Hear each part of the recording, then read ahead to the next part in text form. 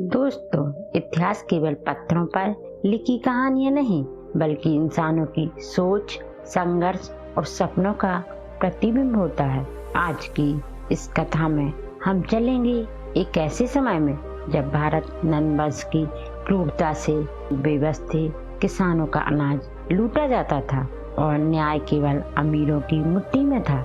लेकिन उसी अंधकार से उठी एक लौ जो न केवल राहत सिंहासन हिलाने वाली थी, बल्कि भारत का भविष्य तय करने वाली थी। वह लौ थी चाणक्य, और उस लौ से प्रज्वलित हुआ एक नाम चंद्रगुप्त। तो आइए धीरे धीरे हम उस सफर पर चलते हैं जहाँ एक गुरु और शिष्य मिलकर रचते हैं इतिहास का सबसे बड़ा अद्भुत अध्याय। दोस्तों, कहते हैं इतिहास बदलता है, लेकिन उसके पीछे अक्सर छुपा होता है अपमान का डर। यह कहानी है आचार्य चाणक्य की। चाणक्य एक विद्वान ब्राह्मण थे। तक्षशिला में पढ़ाते थे। ज्ञान में अपार, बुद्धि में बेमिसाल हैं। एक दिन उन्हें बुलाया गया मगध के राजा धनानंद के दरबार में। दरबार सोने चांदी से चमक रहा था। चाणक्य ने आदर से कहा, राजन, राजा की असली कर्तव्य प्रजा की रक्षा है। अन्याय रोकना है, न केवल विलास में डूबना। बस इतना सुनना था। धनानंद जोर से हंसा। अरे, यह दुबला पतला ब्राह्मण हमें राज चलाना सिखाएगा? तेरी औकात क्या है?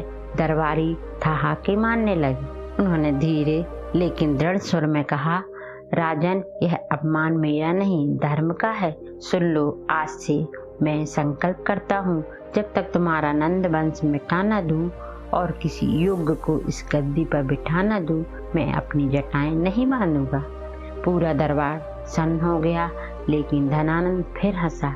ले जाओ इसे, मेरे दरबार में ऐसे पागलों के लिए जगह नहीं। चाणक्य दरबार से बाहर निकले।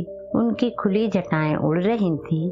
आंखों में प्रतिशोध की ज्वाला थी और वहीं उन्होंने प्रण लिया, भारत को ऐसे अहंकारी शासक से मुक्त कराना होगा। मुझे चाहिए एक ऐसा साहसी, धैर्यवान जो इतिहास बदल सके।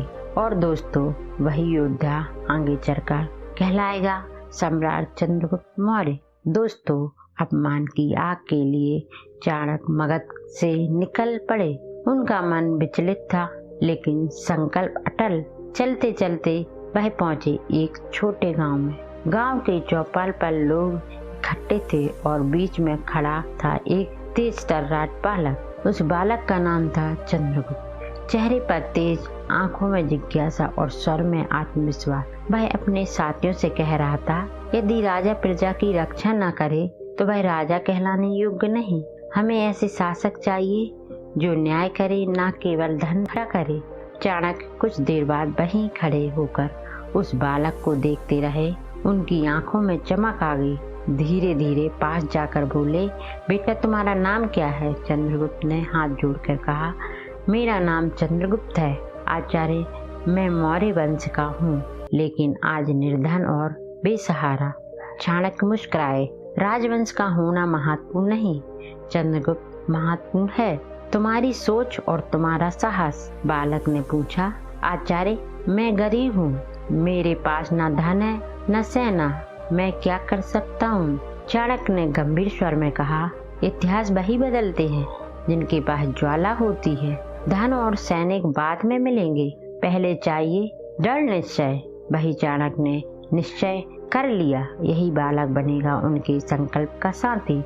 उन्होंने चंद्रगुप्त का हाथ पकड़ा और कहा, आओ पुत्र, मैं तुम्हें शिक्षा दूंगा। मैं तुम्हें बनाऊंगा ऐसा योद्धा, ऐसे शासक जो अन्याय मिटा देगा। दोस्तों, उस दिन से शुरू हुआ एक अद्भुत रिश्ता, गुरु और शिष्य का। चाणक्य और चंद्रगुप्त की यह जोड़ी आगे चलकर बदलने वाली थी पूरे भारत का इतिहास। दोस्तों, उस दिन से चंद्रगुप्त का जीवन बदल गया। अब वह केवल गांव का एक उत्साही बालक नहीं था, अब वह चाणक्य का शिष्य बन चुका था। आचार्य चाणक्य उसे लेकर अपने गुरुकुल पहुँचे। गुरुकुल का वातावरण अलग ही था। वहाँ अनुशासन था, कठोर साधना थी और ज्ञान की गंगा बह रही थी। चंद्रगुप्त पहली ही रात सो ना सका। उसके मन में सवाल थे, क्या वह सचमुच कभी राजा बन पाएगा? क्या वह अपने लोगों के लिए न्याय ला पाएगा? सुबह होती ही चाणक्य ने प्रशिक्षण शुरू किया। वह बोले, चंद्रगुप्त, यदि तुम्हें सिंहासन चाहिए तो पहले स्वयं को जीतना होगा। शरीर, मन और बुद्धि, इन तीनों को साधे बिना कोई ही महान शासक नहीं बन सकता। सबसे पहले उन्होंने इसे धनुष बाण चलाना सिखाया। गर्म दोपहर में भी चंद्रगुप्त लक्ष्य पर निशान साधता, पसीना टपकता, हाथ कांपते, पर चाणक्य हर बार कहते, धैर्य रखो, हार मत मानो। एक तीर तभी सही चलेगा जब मन भी स्थिर हो। धीरे धीरे चंद्रगुप्त की आंखें लक्ष्य पर अटकने लगी। उसका हर बार सटीक होने लगा। फिर शुरू हुआ घुड़सवारी का अभ्यास। घोड़े की रफ्तार से उसका दिल धड़कता, कभी गिरता कभी उठता, लेकिन चाणक्य बार बार कहते, राजा वह नहीं जो गिरने से डर जाए, राजा वह है जो गिरावट के बाद मजबूत होकर खड़ा हो। केवल शारीरिक प्रशिक्षण ही नहीं, चाणक्य उसे राजनीति और कूटनीति भी सिखाई। वे कहते, शत्रु से लड़ाई केवल तलवार से नहीं जीती जाती, कभी शब्द ही सबसे बड़ी तलवार बन जाते हैं। रात को दीपक की मंदलों के नीचे चंद्रगुप्त भेद, राजनीति शास्त्र और युद्ध नीति पढ़ता। चाणक्य उसे हर सवाल का उत्तर देते। धीरे धीरे वह बालक, जिसे लोग गरीब और बेसहारा समझते थे, अब बन रहा था एक योद्धा, एक नेता और भविष्य का शासक। लेकिन दोस्तों, इतिहास की राहें कभी सरल नहीं होती। जैसे जैसे चंद्रगुप्त मजबूत हो रहा था, वैसे वैसे उसके सामने नई चुनौतियां खड़ी होने लगी। और यही से कहानी का अगला अध्याय शुरू होगा, जहां चाणक्य और चंद्रगुप्त को करना होगा सामना अपने पहले बड़े संघर्ष का। दोस्तों, समय बीतता गया। अब चंद्रगुप्त केवल एक विद्यार्थी नहीं रहा, उसकी आंखों में आत्मविश्वास झलकने लगा। उसके कदम और मजबूत हो गए, लेकिन असली परख अभी बाकी है। एक दिन चाणक्य ने उसे बुलाया और बोले, चंद्रगुप्त, अब समय का आ गया है कि तुम अपने ज्ञान और शक्ति को वास्तविक जीवन में आजमाओ। किताबों और अभ्यास से राजा नहीं बनते, राजा बनते हैं संघर्ष से। चंद्रगुप्त ने विनम्र होकर कहा, आचार्य, आप जैसा कहेंगे वैसा ही करूँगा। उसी शाम दोनों जंगल की ओर निकल पड़े। गहरे पेड़ों से ढकी उस राह में डाकुओं का आतंक था। लोग वहां जाने से डरते थे। चाणक्य ने कहा, आज तुम्हें यही डाकुओं का सामना करना होगा। यदि तुम इन्हें हरा पाए तो समझो पहला कदम सफल हुआ। रात ढल रही थी। जंगल में सन्नाटा और दूर कहीं भेड़ियों की आवाज। अचानक 4 डाकू सामने आ खड़े हुए, हाथों में तलवारें, चेहरे पर क्रूरता। डाकुओं ने हंसते हुए कहा, ओह, यहाँ कौन आया है? 2 यात्रियों को देकर तो आज हमारी किस्मत खुल गई। चंद्रगुप्त के भीतर डर भी था और गुस्सा भी। उसने धनुष उठाया और कहा, अगर सोचा है कि हम आसान शिकार हैं तो भूल कर रहे हो। एक डाकू उस पर झपटा। चंद्रगुप्त ने तीर छोड़ा, सीधा उसके हाथ पर लगा और उसकी तलवार जमीन पर गिर गई। बाकी डाकू घुर्राते हुए और तेजी से आए। इस बार चंद्रगुप्त ने अपनी तलवार निकाली। लड़ाई शुरू हो गई। धूल उड़ रही थी, तलवारें टकरा रही थीं और हर बार चंद्रगुप्त की परीक्षा ले रहा था।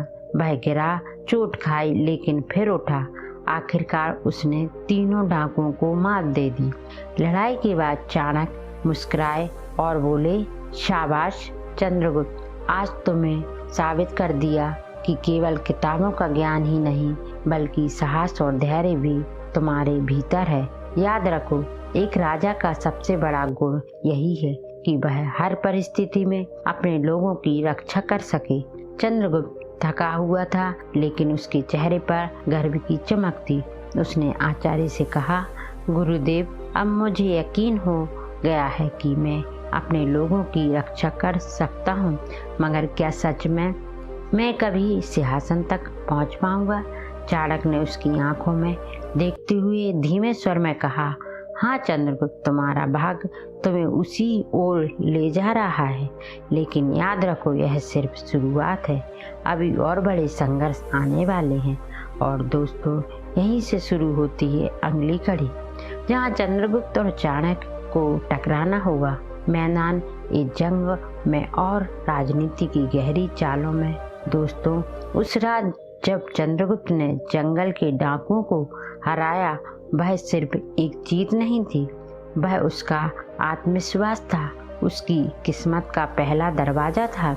सुबह की पहली किरणों में चाणक्य ने उसे गांव ले जाकर कहा, अब तुम्हें केवल लड़ाई नहीं लड़नी, बल्कि लोगों का दिल जीतना है। एक राजा की असली ताकत उसकी सेना नहीं, उसकी प्रजा प्रेम होता है। गांव वाले धीरे धीरे इकट्ठा हुए। किसान, स्त्रियां, बच्चे सब चाणक्य और चंद्रगुप्त को देख रहे थे। उनकी आंखों में उम्मीद थी, लेकिन साथ ही डर भी था। डर इस बात का था कि क्या कोई उन्हें नंदवंश के अत्याचार से बचा पाएगा। चंद्रगुप्त ने आगे बढ़कर कहा, भाइयों और बहनों, मैं आपका दुख देख रहा हूँ। आपकी मेहनत की कमाई आपसे छीन ली जाती है और आपके सपने बार बार कुचले जाते हैं, लेकिन अब समय बदलने वाला है। अगर आप मेरा साथ देंगे तो मैं कसम खाता हूँ कि आपके हक के लिए लड़ूंगा। गांव वालों के बीच सन्नाटा छा गया। कुछ देर बाद एक बुजुर्ग किसान उठा और बोला, बेटा, अगर सच में तू हमारी रक्षा करेगा तो हम तेरे साथ हैं। फिर धीरे धीरे और आवाजें उठी, हाँ, हम तेरे साथ हैं, हम चुप नहीं रहेंगे। उस दिन पहली बार चंद्रगुप्त ने महसूस किया कि उसकी बातों ने लोगों के दिल को छुआ है। भीड़ ने उसे नेता मान लिया। रात को जब सब शांत हुआ, चंद्रगुप्त ने चाणक्य से पूछा, गुरुदेव, क्या आप सच में मानते हैं कि इन लोगों को नंदवंश के चुंगल से आजाद कर सकता हूँ? चाणक्य ने धीमे स्वर में कहा, चंद्रगुप्त, मैंने तेरी आंखों में वही ज्वाला देखी है जो एक शेर की आंखों में होती है। सिंहासन उसी का होता है जिसमें प्रजा का दुख सहने और उनके लिए लड़ने का साहस हो। याद रख, नंदवंश के अत्याचार ज्यादा दिन टिकने वाले नहीं और तू इस धरती का भावी शासक बनेगा। यह सुनकर चंद्रगुप्त के भीतर गर्व और जिम्मेदारी दोनों बढ़ गए। वह जानता था कि उसकी राह आसान नहीं होगी। सामने होंगे षड्यंत्र, विश्वासघात, खून खराबा, लेकिन साथ होगा चाणक्य जैसा मार्गदर्शक और लोगों का विश्वास। दोस्तों, यहीं से शुरू हुआ चंद्रगुप्त का असली सफर, एक विद्यार्थी से लेकर सेनानी तक। दोस्तों, यहीं से शुरू हुआ चंद्रगुप्त का असली सफर, एक विद्यार्थी से लेकर सेनानी तक और सेनानी से लेकर महान सम्राट तक। और चाणक्य, वह केवल गुरु नहीं थे, बल्कि पूरे भारत के भाग विधाता थे। उन्होंने एक ऐसे सम्राट को जिसने इतिहास बदल दिया। तो ये थी वह अद्भुत यात्रा जहाँ चाणक्य की बुद्धि और चंद्रगुप्त की शक्ति मिलकर नए युग की नींव रखती है। याद रखिए, शक्ति अकेली अधूरी है, बुद्धि अकेली अधूरी है। जब दोनों मिलते हैं तभी जन्म लेता है एक सम्राट। और यही मित्रों, चाणक्य नीति की सबसे बड़ी सीख है।